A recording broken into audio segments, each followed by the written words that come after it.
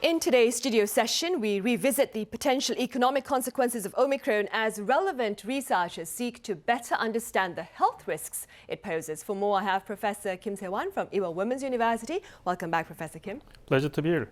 I also have Professor Yang Hee-dong, also from Ewha Women's University. It's good to see you again, Professor Yang. Thank you for inviting me again. Meanwhile, joining this talk virtually is Mr. John Pareliussen at the OECD. It's a pleasure to have you with us, Mr. Pareliussen. Thank you, likewise. Right, Professor Kim, we'll start here. The Bank of Korea believes that the local economy will expand 4% this year. Is this a feasible target, in your view? First of all, the 4% annual economic growth is a very important benchmark because it means Korean economy fully recovers from the shock of the pandemic. Until the second quarter of this year, Korean economy stayed on the track of annual 4% economic growth. But the situation got worse because coronavirus variant spreads and global production chain disruption continues. Thanks to that, domestic consumption and domestic investment, particularly in facility investment, decreased in a larger scale in third quarter. Finally, the third quarter's economic growth on quarter was 0.3%, and this is much less than expected. For gaining the 4% economic growth, the third quarter economic growth should have been at least 0.8%.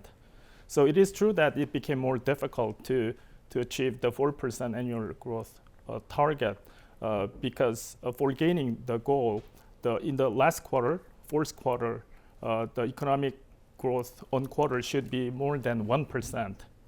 Right. And against that backdrop then, Professor Kim, what impact do the latest enhanced restrictions look to have on domestic recovery? Well, that has, of course, the huge impact on domestic economy, but I have to say that the power of the momentum of economic recovery is very strong for Korean economy thanks to robust export increase, even though domestic consumption is declining. So in the end, Korean economy will get over that difficulties. Hopefully. Yeah. Mr. Pareliussen, I believe the OECD has also maintained its 4% growth outlook for Korea, despite its downward revisions for other major economies, such as the US and Japan. Could you tell us a bit more? Yeah, well, basically, we agree with the assessment of the Bank of Korea. Catch up since the beginning of COVID has so far been driven by manufacturing sector, exports, and also their investments, as well as strong public support to the economy. And we see these factors contributing going forward as well. But we also see some boost from private consumption as consumer-facing services come back to life, reflecting some reopening in November, even though it was the reopening was slowed down and a bit in reverse, but it's still more open than before. So the third quarter was also a bit weaker than we had assumed earlier in the year, but we assume that this will be caught up in the fourth quarter, and so we also believe that GDP should reach 4% this year. Right. Now, Mr. Pareliussen, this latest report by the OECD was drawn up prior to global concerns over Omicron. Having said that, what are your thoughts on Omicron's potential economic repercussions?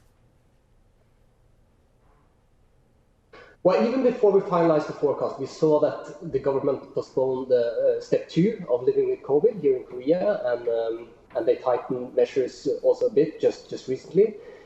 It doesn't really alter our central scenario. I think there was always a risk that reopening is postponed even further as a consequence of the ongoing winter wave. And Omicron, in a way, it doesn't fundamentally change this picture. It's an added risk, an added downside risk. And if it should turn out that Omicron is both more contagious and escapes previous immunity, and also the degree of seriousness of disease, there could be a case to reduce our growth expectations at the next crossroad. But we don't really know right now. So for the moment, we treat this as a downside risk. And you need to remember we are better prepared now than in the beginning of the pandemic. So at the moment, the risks that could be posed by Omicron remain rather limited then? Mr. Pareliussen. I think we are better prepared than we were in the beginning of the pandemic. So I would rather say that if this variant has these negative properties, that we would rather see a sort of postponing the catch-up that we would see in the first quarters of next year, that we would see those sort of postponing this growth until later in the year. Right. Professor Yang, how do you assess the possible economic ramifications of Omicron as compared perhaps to those of the Delta variant? Well, there is this mixture about the pessimism and optimism about the threat of the Omicron on the global economy.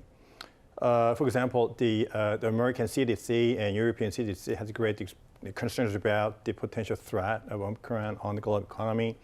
But there's a recent report from the Republic of South Africa that Omicron seems like a very light cold, such as fatigue and coughing and headache. Well, the spread speed is very fast for the Omicron, and someone used to say that the spread speed is almost a double of the Delta. The key issue is, even though in the Republic of South Africa there were 7 times of the increase in the affected cases in 1 week, from like 2,300 cases in November 29th to almost 16,000 people. But the key issue here is the fatal rate. The fatal rate at the moment, which is dominated by the Delta variant, stays about 1.3%. Even ironically, Korea has even higher the death rate, the fatal rate, which is 1.5. Well, in the advanced countries, the fatal rate stays around 0.4 to 0.6. If this fatal rate increased above Delta rate, such as 1.3, then lots of Western countries will again implement and execute the lockdown that has caused critical damage in the global economy. And that is why the US and the European countries, there is a very high price increases, because this is kind of typical example of a revenge consumption. But many people, again, seems to agree that Omicron may not cause such a very critical impact on the global economy because its symptoms are relatively light, right? Right, at the moment. Different from our expectation. Professor Kim, aside then from the ripple effects of Omicron and of course the reimposed COVID-19 restrictions here in the country, what other variables look to perhaps negatively affect our economy? I would say the largest possible risk for Korean economy would be very high global inflations all over the world. U.S. price in October increased over 6% on year, which is the highest in 3 decades.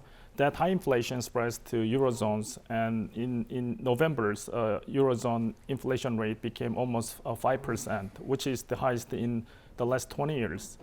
So there is a stronger possibility that U.S. Federal Reserve and European Central Bank together increases the key interest rate.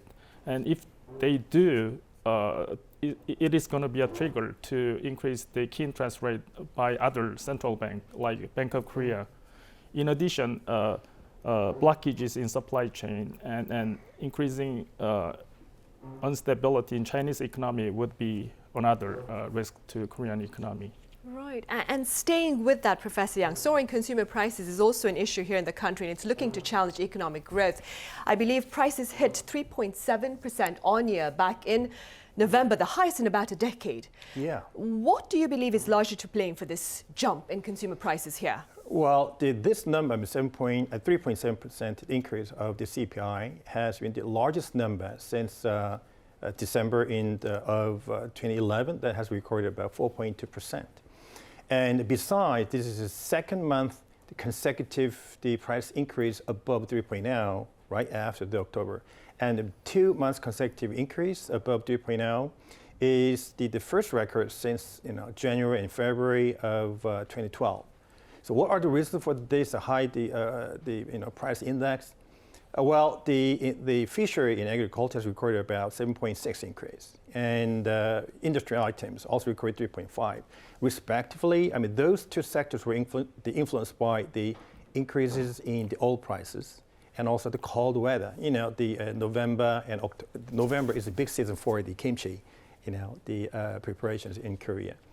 So, and besides, personally, I do believe that another significant issue is increase in the lump sum, the housing list fees. That has increased about 2.7%, and also the monthly house, the list price also increased by 1.0. So, I mean, all these reasons, all these factors may remain for a while, last for a while. And this is the same opinion issued by the Statistics Korea. I mean, when they announced these new numbers, they're also concerned that this path, this trend will last for a while. But compared to the foreign cases, that has recorded about 4 to 6% increase in the consumer price index. In Korean case, it's not as serious as the other countries, but we should be really aware about the changes in environment, economic environment, such as oil prices and the cold weather situations, particularly the lockdown issue. And staying with concerns over consumer prices, Mr. Pareliussen, the OECD raised its inflation outlook for Korea this year to 2.4%. Could you explain this outlook for us? Yeah, inflation has come in consistently on the upside of our projections for some time now, actually. And as the professor says, this is a global phenomenon, reflecting strong demand for manufactured goods coming out of the first phases, and supply chains are struggling to keep pace, partially due to COVID-related disruptions. And then we have seen increasing energy prices, and in Europe, for example, a big spike in natural gas prices, which has also spilled over to the rest of the world, and also some other commodities. But some of these pressures have already started to recede. We see, for example, container shipping rates have already peaked, and also energy prices. The price pressures are not that high that they were just some weeks back. So we still think that inflation will fall back quite a lot over the coming year for most of our member countries. And you have to remember that most of the OECD struggle with too low inflation after the global financial crisis. So if we end up at somewhat higher inflationary pressures than before the pandemic, it's not only a bad thing. In Korea, the annual rate of inflation was, as you said, 3.7% in November, but core inflation, where you exclude food and energy, was only at 2.4%, and they also expect both of them to fall back towards the 2% inflation target over the next 2 years. Right. And meanwhile, Professor Kim, in a bid to rein in inflationary pressure at the moment, the Bank of Korea has hinted at the possibility of further hikes in its key interest rate early next year. What are your thoughts on this? Well, it is a matter of policy priority between stabilizing inflation and recovering economy. We know that higher interest rate is no good for more employment and more income because it drags down domestic consumption and investment. But there are two main reasons that Bank of Korea is trying to increase key interest rate one more time only next year. The first is stabilizing inflation. As Professor Yang pointed out, last month yearly inflation has exceeded 3.7%, which is one of the highest in a decade. The first role of central bank is fight against the inflation. So it is natural to put a higher priority on stabilizing inflation. The second reason for raising interest rate is they want to curb household debt increase, which exceeds 1,800 trillion won. So all the situations is kind of complicated as of now. But if Korean economic growth rate does not meet the 4% economic growth for this year, the Bank of Korea could put higher priority on economic recovery. Then they can delay interest rate hikes next year. Right.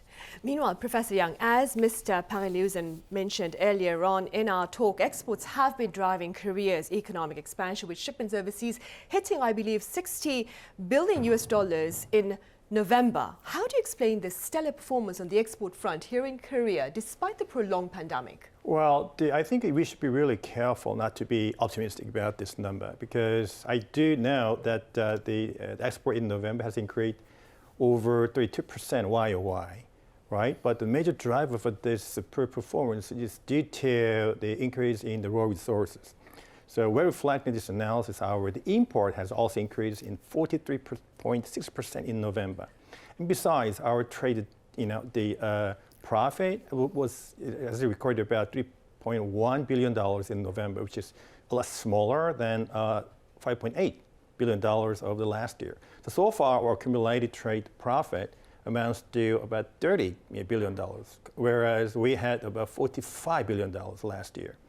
So, but I'm not saying that we should be pessimistic about this export performance, because in terms of the physical amount of export, that number has increased about 8.2% compared to last year. So we are doing a very good job with the export, but we should not be over-optimistic about this number, because we should be aware that the real GDP has grown only 0.3% in the third quarter, and the real GNI has recorded negative 0.7% in the third quarter. I mean, all these numbers combined, we should be really push very harder and harder to stimulate our economy. Staying with that note of caution then, Professor Yang, what factors look to hamstring perhaps Korea's exports in the future? Well, the oil prices and lockdown of the foreign countries, where most of our exports will target. So, I mean, these are two major, I think, the risk factors that may impact on our export performances. Right, I see. Moving forward then, Mr. Pareliussen, Korea is looking at a record budget of over $515 billion for next year. Now, is Korea capable, in your view, of course, of supporting such an aggressive fiscal policy? Well, public spending continues to support the economy with programs including cash relief, job creation and job retention schemes. And this has been an essential part of the crisis management.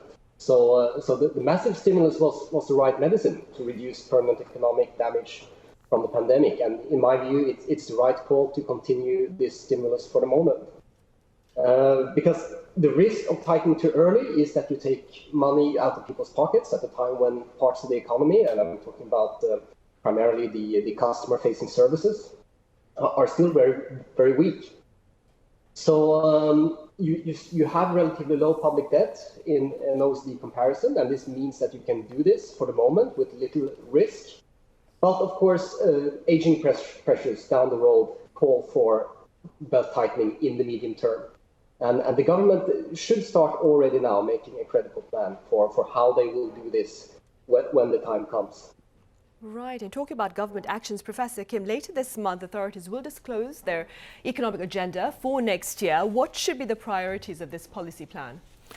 Well, next year's direction of government policy is very important for next 10 years Korean economy. So government should be put to the test in managing the recovery of the Korean economy. After the outbreak of pandemic, almost every country implemented the same policy, like super low interest rate and providing emergency cash out programs. But in recovering economic policies, each country has to have a different policy, something like tailored policies, depending on the situation of the country. Particularly in Korea, we have a really huge number of, relatively speaking, self-employers and small and medium-sized companies compared to other countries. So these are the companies and people who are the hardest hit by the pandemic. So government should be focusing on supporting these people along with controlling the inflation continues next year. Right, and Mr. Pareliussen, it's been 25 years since Korea joined the OECD. What appears to be now the overall assessment of Korea's economic advances during this period by the OECD, and what are some tasks that need to be tackled to ensure continued expansion? Very briefly speaking. Well, if you go even further back to the end of the Korean War, I think Korea's economic and political development has been just an unprecedented success story, not just within the OECD, but globally. Of course, the ink had hardly dried on the OECD membership agreement before we were hit by the 1997 financial crisis. But this crisis was also seized as an opportunity to do many necessary reforms, which helped you continue growing and continue to improve people's lives until today. So I think you have done really, really well, but I will mention two challenges going forward. First, you need to boost productivity in the small and medium-sized firms. And I think you need to think of how you can repeat the successes in your large companies, which are highly productive global leaders, also throughout the rest of the economy. I think your focus should be more on strengthening competition across the economy and less on providing special support and regulatory advantages to SMEs. A second challenge, which is a massive challenge, is your rapidly aging population. Today, you're a young society, relatively speaking, but this is changing with the lowest fertility rate in the world. You need more women in the workforce, and you need more children. And this is not a choice, one or the other. You need more women working as aging shrinks the working age population, and you need more children to slow down this demographic decline, which threatens in the long term to choke economic growth. Right. So it is possible to have both, and some of our member countries show how that you can do this. You can look at Nordics and you can look at France, but it requires a fundamental rethink of things like working time arrangements and pay, strengthening the social safety net, and also reforming the university entry system, just to mention a few. Right.